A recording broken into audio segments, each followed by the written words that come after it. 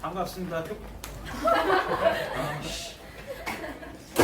야, 교과서 54페이지 써 영상 촬영을 하고 있고 여기는 이제 3학년 4반 현장 수업을 찍고 있으니까 딴소리 신경 쓰지 말고 열심히 공부합시다. 시험을 꼭 낼 거니까 니네도 이거 신경 쓰지 말고 공부에 집중해서 합시다. 오케이?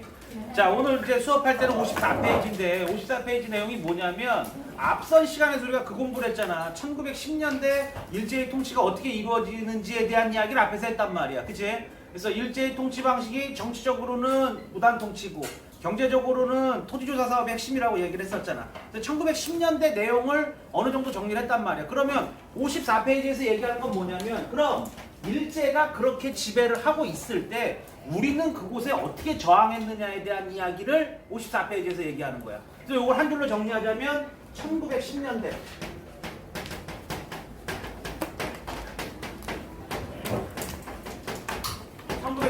민족운동에 대해서 알아보려고 한다는 거지. 오케이? 민족운동은 뭘 얘기하는 거다? 민족운동은 뭘 얘기하는 거다?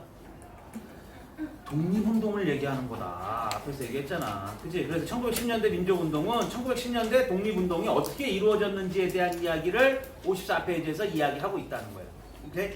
자, 앞으로도 마찬가지인데 이때 당시에 독립운동은 크게 두 가지 줄기로 나눠서 우리가 살펴볼 건데 하나는 우리 영토 내에서 국내에서 독립운동이 어떻게 전개가 됐는지를 정리를 할 거고 또 하나의 큰 줄기의 흐름은 이 당시 이제 국가를 뺏기고 상당히 삼엄한 경비가 이루어지니까 많은 독립운동이 우리나라 밖의 지역에서 보통은 이제 중국 땅, 그다음에 이제 러시아의 연해주라든가 이런 곳에서 많이 이루어졌잖아. 나중에는 이제 20년대는 넓게 좀 상하이까지 임시정부 활동할 때 이제 상하이까지 이어지는데 국외에서의 활동도 상당히 활발히 이루어진단 말이야. 그래서 독립운동에 대해서, 민족운동에 대해서 알아볼 때는 국내와 뭘로 나누어서?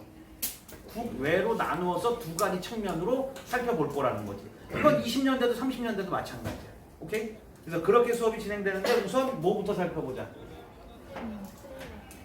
국내에서 일어났던 국내에서의 민족운동부터 한번 살펴보자. 이렇게 나오는데 일단 큰 틀에서 생각해보자. 국내에서의 민족운동 1910년대 활발하게 이루어졌을까? 상당히 침체됐을까? 앞에서 공부한 거를 추측해보자면 침체될 수밖에 없겠지. 1910년대가 무당통치 시대고 막 헌병경찰이 돌아다니고 뭐 태형이 이루어지고 상당히 과격하고 공포스러운 시대잖아. 그치? 그러니까 국내에서의 민족운동은 상당히 위축될 수밖에 없고 많은 부분들이 이제 좀 뜻있고 이런 사람들은 어디로 많이 진출해서 국외로 진출해서 많이 이루어졌었단 말이야. 그래서 1910년대 국내에서의 민족운동은 상당히 위축되어 있던 상황이었다. 이렇게 정리할 수가 있는 거죠. 오케이? 자, 그래서 활동했던 단체를 다 살펴봐도 사실 몇 개 단체가 안 돼. 중고등학교 교과서 통 털어가지고 1910년대 국내에서 활동했던 단체 이름 6개 나왔다. 6개. 6개 나오는데 우리 교과서에 나오는 2개의 단체만 기억하고 있으면 된다. 나머지 4개는 그냥 듣보. 이런 표현 안 좋아. 이런 무명. 좋은 말 쓰기로 했어. 또 세상이 험해가지고 이제 앞으로 바르고 좋은 말만 쓰기로 했어. 절대 소리 지르지 않고 화내지 않고 웃으면서 살기로 했어. 좀 전에 금방 다짐했어. 이제 절대 이제 앞으로 스마일 황이라고 불러라. 무슨 일이 있어도 웃을 거야. 절대. 앞으로 내가 소리 지르면 니네 집 개야. 진심으로.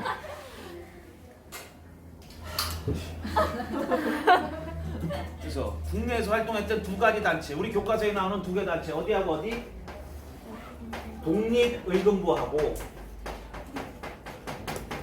독립의금부하고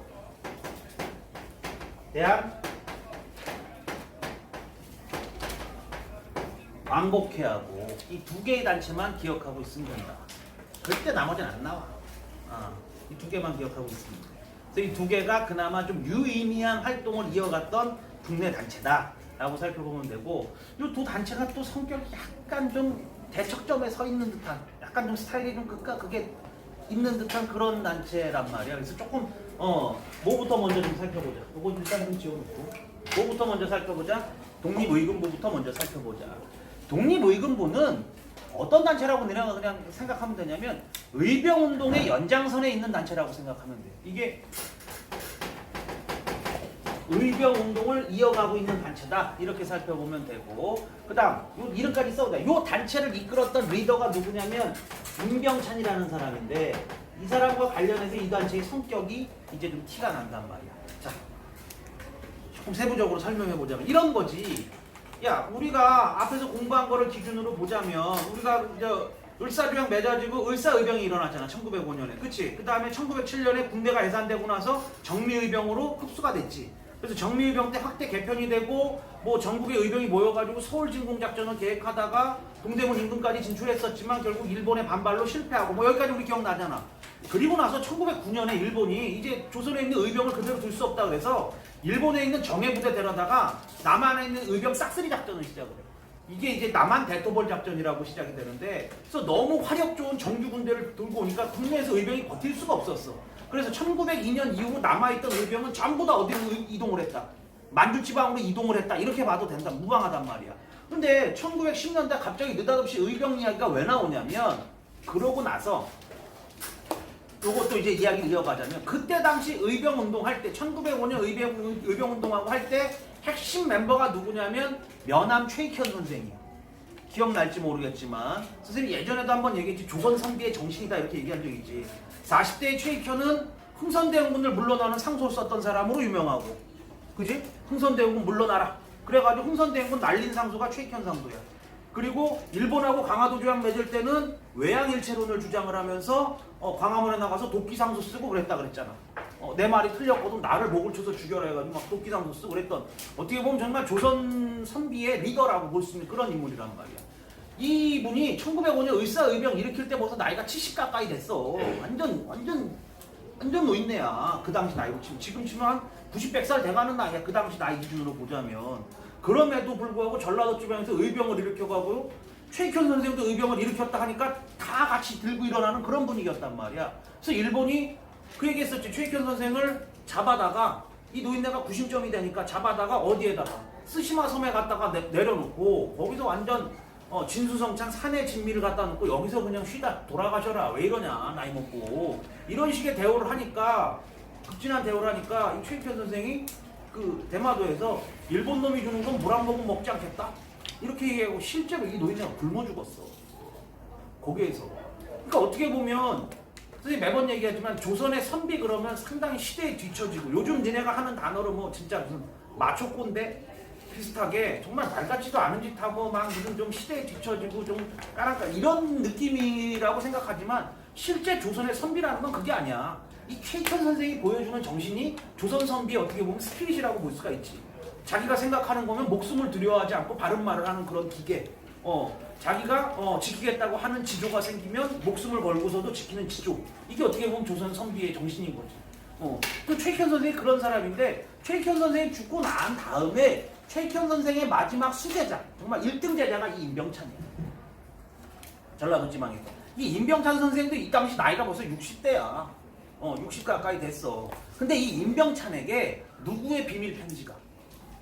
왕위에서 물러난 고종의 비밀 편지가 와. 나중에 알고 봤더니. 그래서 고종이 이제 왕위도 뺏기고 이제 뭐 나라도 없어졌잖아. 고종이 비밀로 편지를 보내가지고 임병찬에게 뭐를 일으키라고? 의병을 일으켜라. 의병을 일으켜서 빼앗긴 나라를 되찾아라. 이런 식의 이제 왕의 편지를 보낸 거야. 비밀 편지를. 그러니까 이제 임병찬 선생이 그걸 중심이 돼가지고 이 전라도 지방 중심이 돼서 전라도 충청도 지방 해가지고 뭐를 다시 일으키려고? 의병 운동을 다시 일으키려고 상당히 노력을 했었던 거지.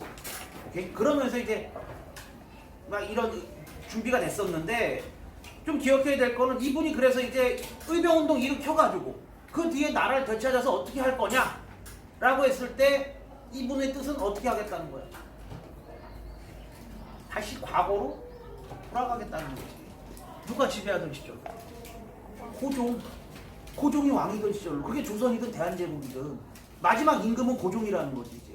그러니까 왕위를 억지로 우리의 임금 폐하께서 왕위를 뺏긴 거니까 그 왕위를 되찾아서 고종을 다시 왕위로 올리는 군주정으로 돌아가겠다는 거지.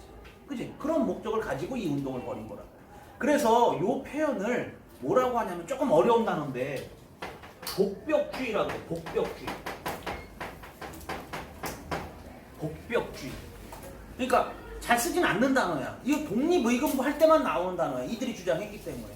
이 복은 되돌리다 복자, 우리 복고할 때 그 복자고, 벽은 왕을 뜻하는 단어야. 그러니까 왕을 함부로 쓰면 이게 좀 버르장머리 없는 단어가 되니까 왕을 다르게 표현할 때 벽자를 쓴대고. 그래서 복벽주의, 왕위를 되돌리겠다는 거지. 그런 정신상, 그러니까 그런 나라를 꿈꾸었던 거지. 한국사 공부하다 보면 복벽주의라는 표현이 내 기억으로는 거의 여기서만 나와. 그러니까 복벽주의라는 단어 들었다 그러면 얘네가 1910년대 뭘 떠올리면 돼? 독립의금을 떠올리면 돼. 알겠니? 그러니까 약간 좀 시대의 흐름하고는 좀 안 맞지. 좀 과거 회귀적이고, 그지? 아직 좀 진취적이지 못한 좀 그런 모습 보이긴 하지만 어쨌든 1910년대 서슬퍼렇던 그런 시기에 조선에서 조선 땅 내에서 의병운동을 다시 일으키려고 했었다는 거에 의의가 있는 거야. 실제 들고 일어나거나 그러지 못했어. 약간 좀, 그러니까 약간 이렇게 이런 얘기하면 좀 이 뭐 방송하고 오는데 좀 그러긴 한데 약간 좀 뭐라 그럴까 좀 정확하게 이 세대를 읽지 못하는 그런. 왜냐하면 이 임병찬 이분이 막 의병 막 일으키자 막 뭐 이런 거 하면서 조선 총독부에 편지를 보내. 일본 천황한테 쓰는 편지. 국권 반환 뭐 회복선가 뭐 그런 편지를 보내. 뭐야 자기가 얘기하는 건 미리 일본 천황은 듣거라 뭐 이런 식으로. 내 의병을 일으켜 나라를 되찾아가지고 우리 뭐 임금을 뭐 되살릴 테이니 그게 두렵다면 나라를 돌려줘라. 무서워 뭐 그러진 않았을 거 아니야. 얘네 뭐야 뭐 이랬을 거잖아. 그래서 사실 실제 일으키지는 못하고 준비 단계에서 이제 뭐 발각이 돼서 정리가 됐지만 어쨌든 1910년대에 일어났던 상당히 의미 있는 활동이었다. 이렇게 보면 되는 거고 조금 활발히 활동했던 거는 어디? 대한광복회라는 단체야. 이거는 지역이 어디냐면 이쪽 지역은 아니고 지금 이제 경상북도 지역, 대구 지역 이쪽 지역의 중심. 우리 영어로 TK라고 하지. TK. 처음 듣나 이런 거? TK, PK. 정치 뭐 얘기할 때 많이 쓰잖아. 대구 경북 줄여가지고 TK. 부산 경남 줄여서 PK 뭐 이런 표현 많이 써. 몰라도 돼. 아이고 다 지역 감정이야. 여러분 몰라도 돼. 어쨌든 대구 경북 지역을 중심으로 활동했던 단체가 대한광복회인데 이 대한광복회는 어떤 활동을 했었냐면 군자금을 모금하고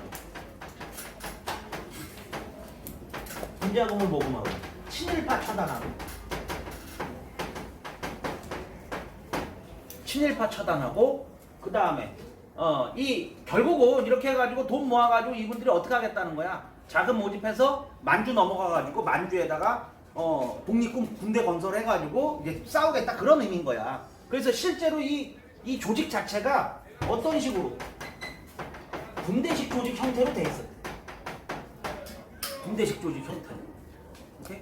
그래서 이 사람들은 그래서 이렇게 해가지고 나라를 되찾아서 어떤 나라를 만들 거냐 아까처럼 물어보면 어떤 나라가 될 거냐 하면 아까 이쪽이 독립의금부가 물러난 고종을 되살려서 뭐 왕이 올리고 이런 거라면 이 사람들은 약간 좀 시대의 흐름에 맞고 진취적인 거지. 근대적 민주국가를 만들겠다는 거지.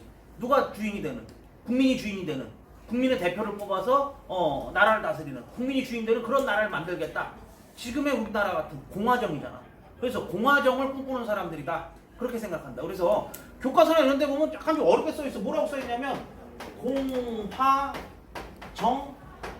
공화정체를 주장을 했다. 이렇게 써있거든. 이게 무슨 말이냐면 공화정 체제를 만드는 걸 주장을 했다. 이런 뜻이야. 이게 좀 너무 단어가 좀 생뚱맞고 좀 어렵다고 생각되면 그냥 머릿속에 이들은 뭐를 주장을 하는 사람들이다. 공화주의를 주장하는 공화주의자들이다. 이렇게 생각하면 돼. 그러니까 큰 틀에서 무슨 느낌인지 알겠지? 그지? 이들은 나라를 되찾아서 어떤 나라를? 공화국가를, 공화주의 국가, 공화정을 만들겠다는 뜻을 갖고 있었던 거지. 상당히 근대적인 시선을 갖고 있었던 사람들이다. 오케이? 나 나가냐? 안 나가? 마지막? 네. 이렇게? 아니. 더 들어와? 여기. 여기까지 나와? 미안. 왜 그렇게 거기까지 가시면 괜찮아요? 그런 거. 그래? 어쨌든 대한광복회는 이런 활동을 하는 사람들이고 이 대한광복회를 이끌었던 리더가 이제 대표적인 사람이 두 사람이 있는데 그 두 사람 중에 한 사람이 누구냐? 한 사람이 박상진이라는 사람이고 또 한 사람이 누구냐? 김좌진. 동일한 반응이네. 김좌진 장군의 인지도가 너무 많이 약해졌어. 내가 몇 년 만에 여기 수업을 하니까. 예전에 여기서 김좌진 쓰면 눈이 이만해져거든. 애들이 김좌진? 그 김좌진? 그 김좌진이야. 이렇게 수업이 풀어갔거든? 근데 내가 작년에는 2학년 수업 했으니까 안 하고, 재작년에 이제 고등부 세계사 했으니까 안 하고, 뭐 하고 지금 한 4년 만에 여기 수업을 하는데, 한 4년 만에 김좌진을 썼더니 반응이, 김좌진 뭐야?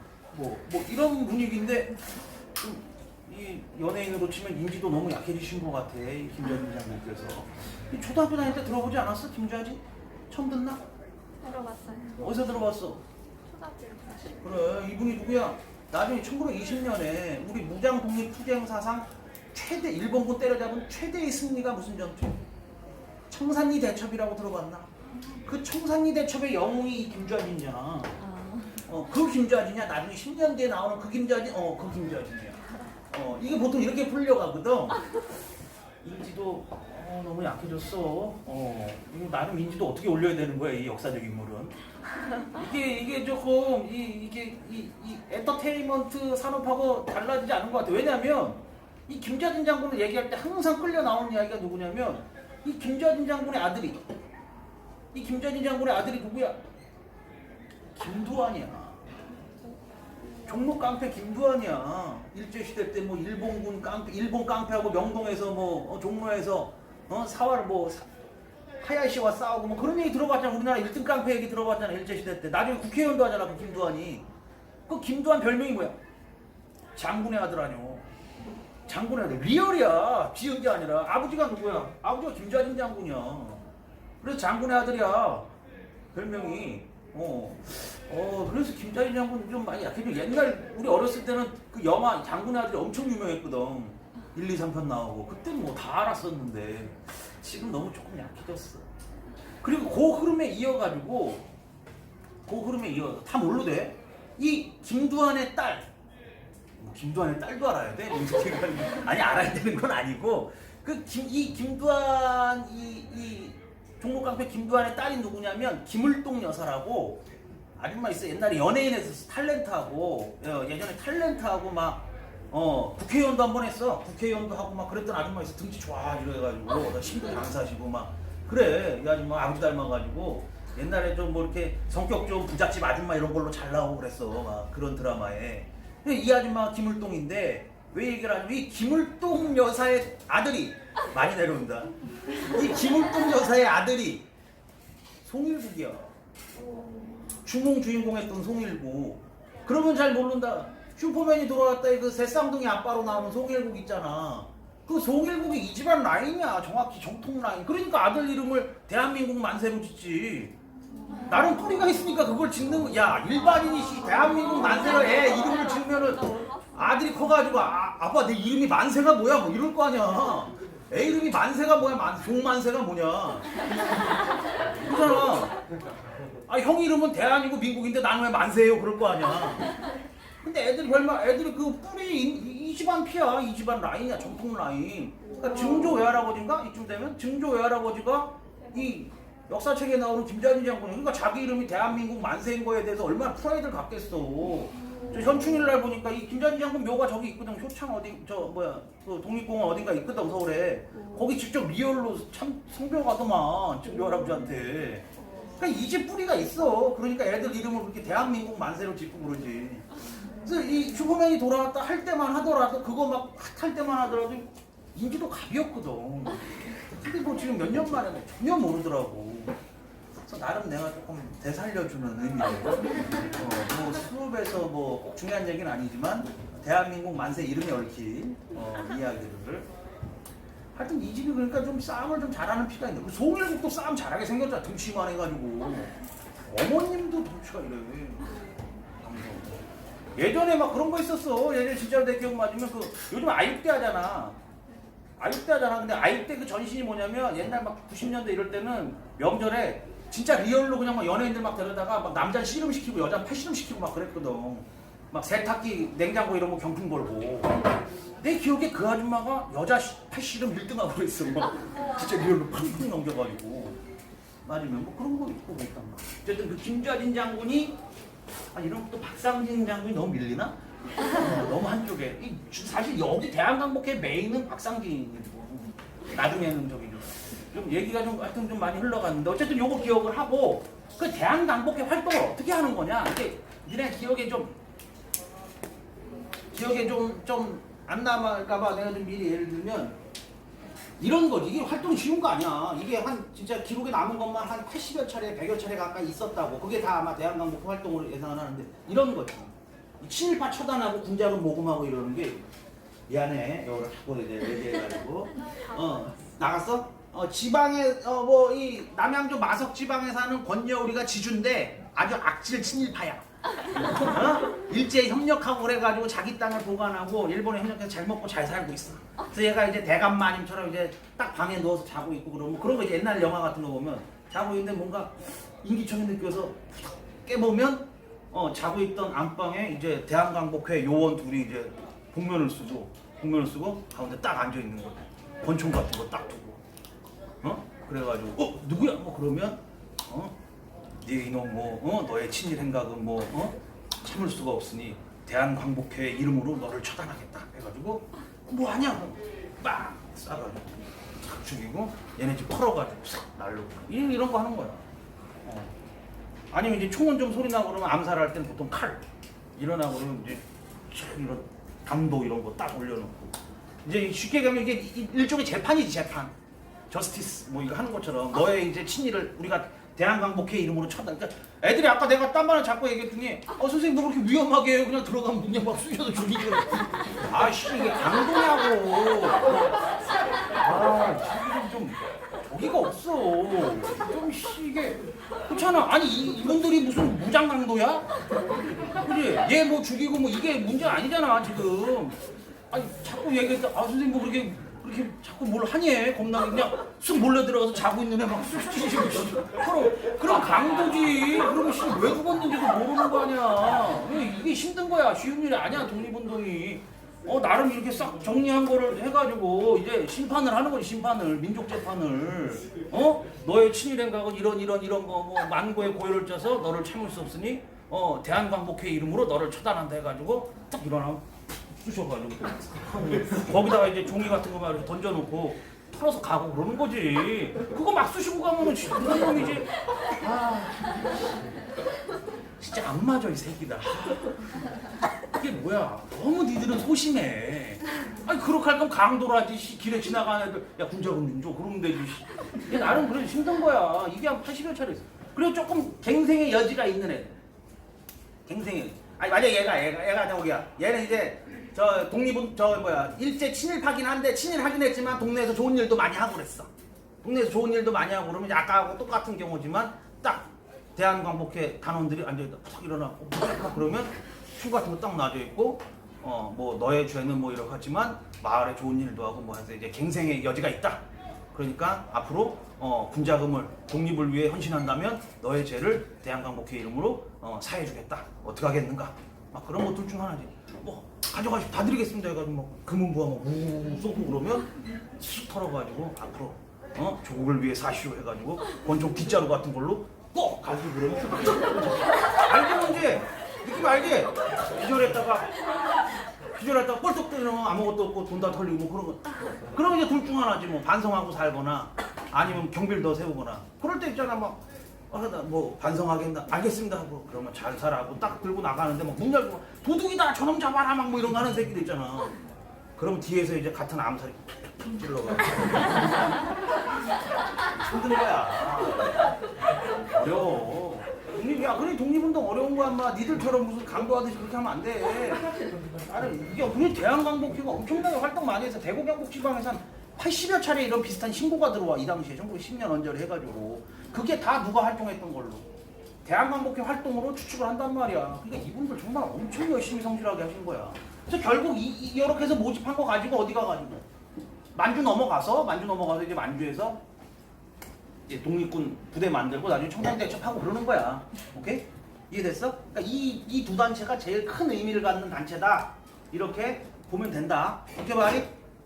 자, 그러면 여기 이제 국내고 국외 한번 볼까 국외? 네. 지워도 되지? 자 이제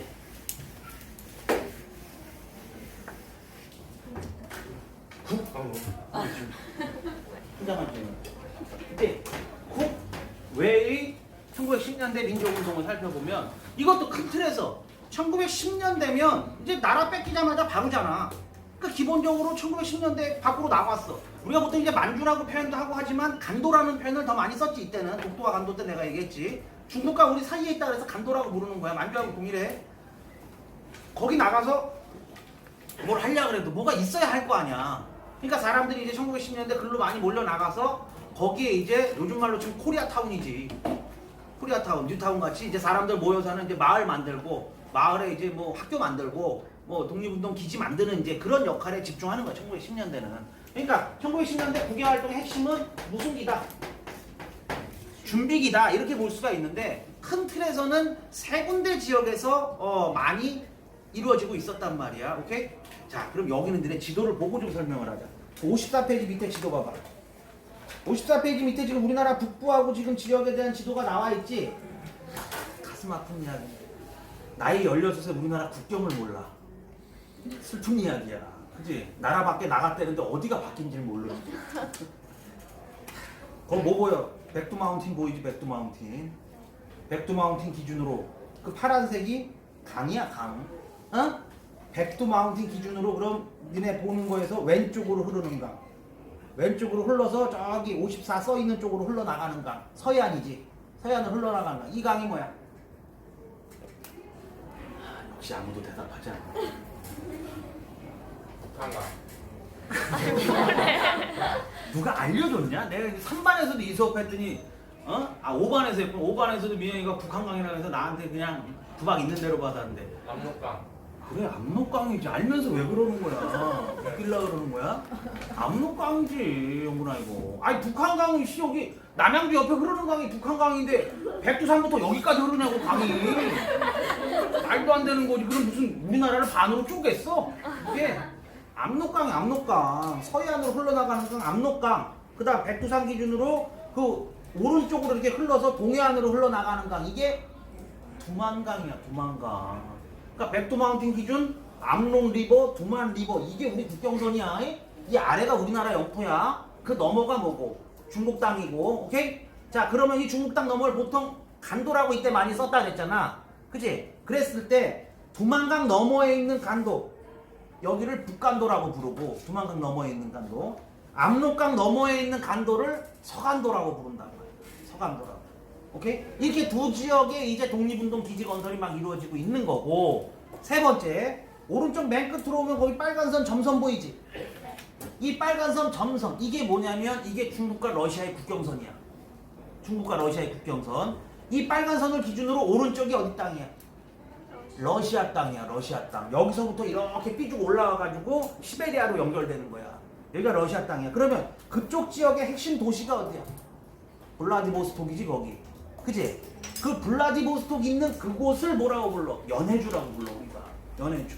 그러니까 독립운동 기지가 건설되는 세 군데의 큰 틀의 지역은 서간도, 북간도, 연해주 이렇게 세 군데 만들어지는 거지. 오케이? 그 중에서도 일단 쉬운 거부터 좀 얘기하자면 블라디보스톡에 이제 많은 단체들이 만들어지는데 이 블라디보스톡을 얘기할 때 빼놓을 수 없는 사람이 거기 사진에 나오는 이상설 선생이야. 이상설 어디서 들어봤어? 그렇지. 헤이그 특사 갔던 그 이상설이야. 오케이? 이분이 1905년에 나라 뺏기고 나서 만주로 넘어가서 인재를 키우려고 거기 서전서술이라고 보이지? 롱징에 서전서술 만들어가지고 인재 키우다가 고종의 밀서를 받고 헤이그 특사 갔다가 헤이그 특사에서 돌아와서 본 지역에 못 들어가. 원지역에 우리나라는 못 들어가. 사형 선고가 내려졌어. 일제에 의해서. 그래서 이분이 어디에 그냥 남는 거야? 블라디보스톡에 그냥 남는 거야. 시베리아 철도 여기가 중점이야. 그래서 블라디보스톡에 남아서 블라디보스톡에 있는 한인 단체들 조직하고 여기 독립운동 주도하는데 핵심 멤버야. 오케이? 그 다음에 북간도에는 지금 롱징, 옌징, 왕칭, 십리평 뭐 이런 지역이 많이 만들어지고 있는 거고. 그 다음에 서간도에는 지금 핵심이 어디야? 류허지 류허. 류허라고 불리는 이 중국명이고 우리말로는 여길 뭐라고 불러? 여길 삼원보라고 불러. 삼원보. 기억나나 삼원보? 누가 예전에 삼원보에 독립운동 기지 건설했었어? 신민회가 했었어. 신민회가 1907년 이후로 그 성과가 이제 나오기 시작하는 거야. 삼원보에 독립운동 기지 건설이 이루어지고 있었다. 이게 중요해 중학교 과정에서. 알겠어? 특히 이 삼원보에 만들었던 마을하고 뭐 또 다 중요한데 핵심인 학교가 있어. 무슨 학교? 신흥무관학교지, 신흥무관학교. 오케이? 이 신흥무관학교가 나중에 무장 독립투쟁하는데 정말 젖줄 역할을 해. 여기 졸업생이 한 3,000명 돼. 신흥무관학교 졸업생이. 이들이 중심 멤버가 돼서 나중에 20년대, 30년대, 40년대까지 무장 독립투쟁을 쭉 이어갈 수 있었던 거야. 요즘으로 치면 거의 육군사관학교 같은 개념을 한 거야, 얘네가. 독립군 장교들 양성해내는. 특히나 이 신흥무관학교 출신들은 프라이드도 장난 아니어가지고 내 한 번 박쳐서 독립운동하다 죽겠다는 그런 의지가 강력하다고. 죽기 전에 막 혈서 쓰고 막 그랬다 그래. 근데 그 영화 얘기 또 하는데 그 암살에서도 이 얘기가 나오잖아. 암살에서 누가? 조진웅이 신흥무관학교 출신이잖아. 그래서 그 이정재가 와가지고 조진웅이 졸업할 때 썼던 그 시를 막 얘기하니까 그만하라고 막 그만해. 그 옛날에 잘못 쓴 거야 막 그러고 그러잖아. 이들이 핵심 멤버 역할을 했었고 신흥무관학교 중심이었다는 거 기억해야 된다. 알겠니? 잘 기억해야 돼. 준비기였다는 거. 여기까지가 시험에 나올 얘기. 그리고 지금부터 할 얘기는 교양. 교양 얘기를 내가 잠깐 하고 가는데 안 할 수가 없는 게 이 지금 만주 삼원보에 신흥무관학교 만들고 이 삼원보에 많은 독립운동 기지 건설을 했다 그랬지. 이게 다 누구 돈으로 가능한 거야? 이게 다 거기 사진 나오는 우당 이회용 선생 돈으로 가능한. 이회용 선생 돈이라고 한다면 안 되고 이 선생 형제가 육형제야. 이 육형제 돈으로 가능한데 이분은 왜 기억해야 되느냐? 우리나라가 약간 좀 그런 거에 약하잖아. 노블리스 오블리데 들어봤니? 프랑스 말로? 귀족의 사회적 책임 그런 거잖아. 고위직에 있을수록 국가와 민족에 봉사하는 그런 자세. 그지? 근데 우린 좀 그런 게 약간 우리 고위직일수록 이 친일파된 놈들이 너무 많잖아. 좀 부끄러운 역사가 있단 말이야. 그런데 그런 모든 거를 일거에 해결할 수 있는 집이 이 집이야. 우당 선생 집안이야. 이 집이 이 당시에 조선 팔도 삼안을 통틀어서 최고 우등 귀족 집안이라고 불리던 집이야. 경주 이씨 집안인데 신라, 고려, 조선을 통틀어서 1800년 명문가야. 그러니까 리얼, 요즘 말로 니네 저기 하는 로얄 패밀리지, 로얄 패밀리 진실. 특히 조선에서도 그렇고 그런 집이 아니라 조선에서도 이 집이 임진왜란 이후로 300년간 영의정, 좌의정, 우의정만 11명이 나온 집이야. 이 집이. 정말 장난 아닌 집인 거지, 진심으로.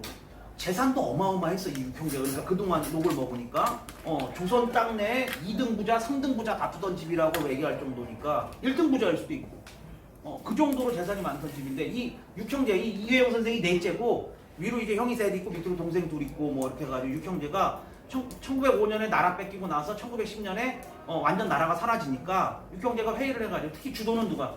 이 신민의 멤버였던 우당 선생이 주도를 했다고 하는데 우리가 어떻게 할 거냐 이거에 대해서 국가 민족에 이렇게 우리가 혜택을 받았는데 우리가 어떻게 할 거냐 해서 재산 정리해가지고 독립운동에 헌신하자 해서 자기들 그 많던 재산을 싹 정리해가지고 이 집 돈을 가지고 만주 이동해서 이 삼원보에 독립운동 기지 만들고 뭐 만들고 다 한 거야. 특히 내가 이 얘기를 왜 하냐면 우리 여기 마석지방이니까 여기 새로 생긴 도서관 있잖아. 읍사무소 옆에 그 도서관 이름이 이석영. 이석영이 이 집 둘째야. 둘째 형 이석영인데 왜 이게 중요하냐면 이 이석영 선생이 아들이 많으니까 나중에 진짜 무슨 왕족집 재산 가지고 있는 집에 양자로 들어가. 그러니까 요즘으로 치면 이 집도 한 1,000억 자산가인데 어디 현대삼성 재벌집에 양자로 간 거야.